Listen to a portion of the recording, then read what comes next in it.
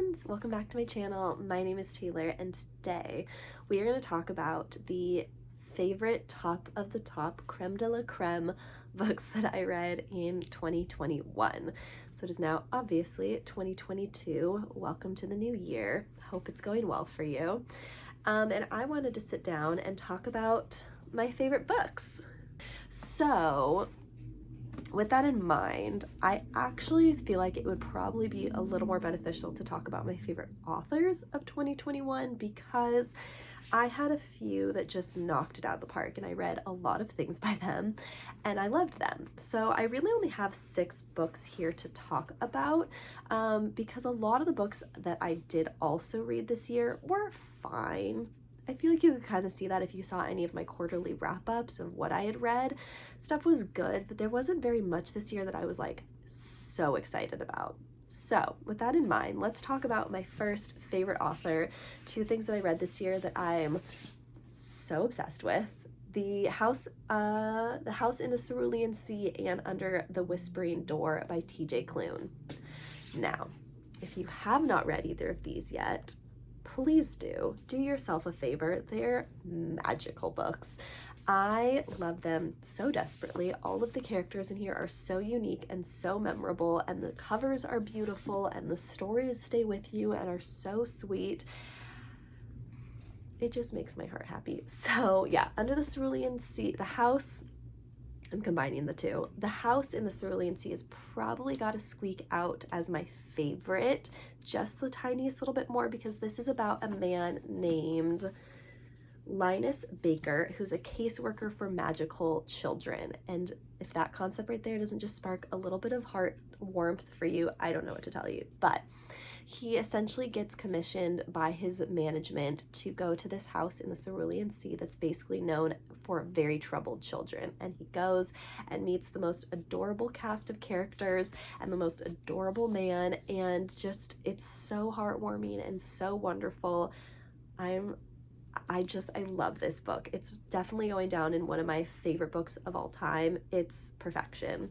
Same with Under the Whispering Door. This is a little bit darker, I'd say, than the Cerulean Sea in terms of themes. It's about a man named Wallace who dies and kind of just is grappling with his mortality and what the afterlife looks like and his friends. And he meets Hugo, who is the owner of a tea shop, which is just the cutest thing ever.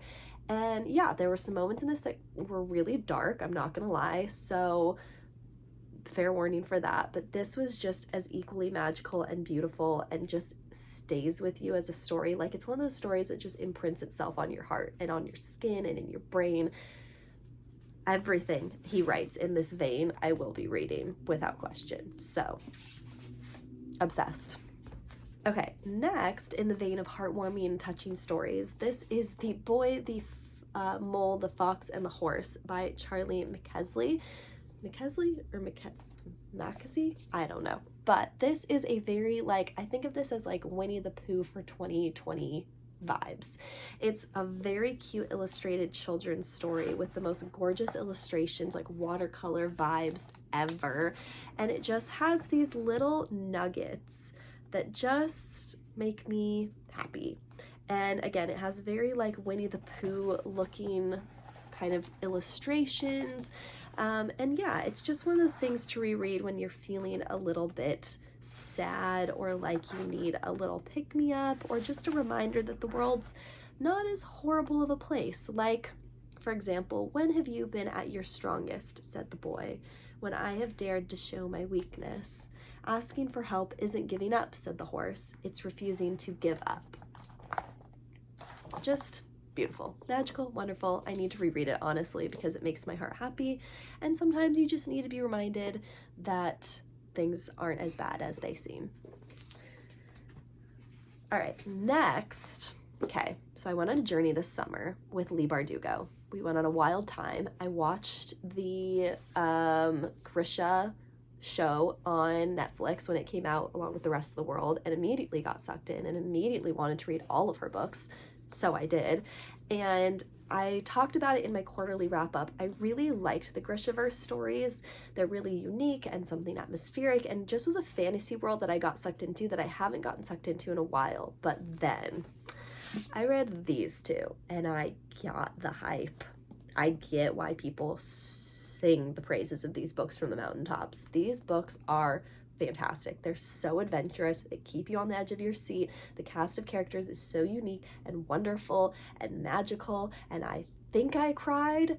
I'm trying to remember. I'm pretty sure I cried in this one, like, at the end, and I'm not going to say why, but it was not for good reasons. But yeah, these are fantastic and wonderful stories, and I loved just, it just sucks you in, and I hadn't had a story suck me in like this in a really long time, where I pounded through these books in like a week, and it's been a minute since I've had a book series do that for me. So this is great. I also have the Nikolai duology that I will be reading this year to finish out my Grishaverse world experience. I really hope she writes more in the series, because she could, and I would not be mad about it. But yeah, I at least have the Nikolai books to look forward to, so I'm thankful for that. But yeah, these were great. And I now want to read Ninth House and everything else she ever writes. So thrilled.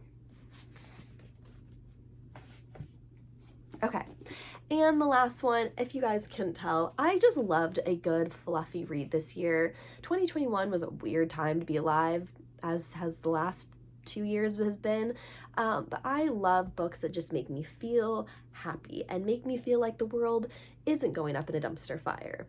Don't know about you guys, but it kind of feels that way some days, depending on where you look. So I loved Wilma Dean by Catherine Applegate. This is an adorable middle grade by the author of the Ivan, what is those books called? The One and Only Ivan and Wish Tree, which are the cutest books. I realize Catherine Applegate has also been writing for years. Like, if you look at her Goodreads account, she has so many things that she's written over the years, stuff that I think I even read in like middle school. So I've been a long time hardcore fan of her, and I just loved this. It was so heartwarming and so cute and so sweet, and the creatures in it are just so cute, and the illustrations are adorable, and it just makes you happy. Like, it's one of those books that just makes you want to smile and just, you know, makes you feel good. And I always love that in books, and this did it, you know? And I'm trying to find, there we go. Look at like how cute these are. Like, look how adorable. I love it. It makes me so happy. So yeah, I will pick up every and anything that Catherine Applegate writes in her middle grade genre. I think they're so heartwarming and so beautiful, and just again remind you that the world isn't as terrible and awful as it seems sometimes. So I enjoyed this. You guys should definitely pick it up and check it out for sure. All right, friends, so that is everything wonderful and great and my favorite books from what I read in 2021. I will have more videos coming for you soon with my reading goals and plans and books that I'm wanting to read in 2022.